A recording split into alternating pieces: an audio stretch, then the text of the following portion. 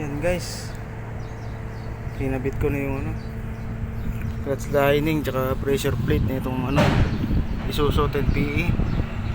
Yan na, kinabit ko na yan.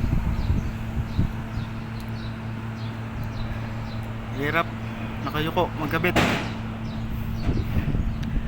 Hintay ko na lang yung kasama ko bumiling pyesa para sampa namin tong transmission. Haba yan, 10 wheeler.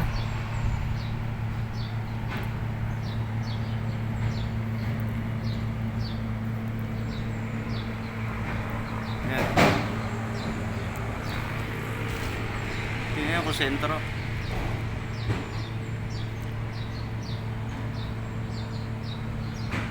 Issue niyan yung nabali yung finger dalawa, kaya nagpalit ng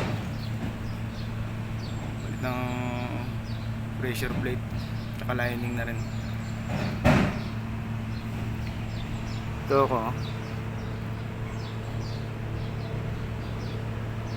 Thank you.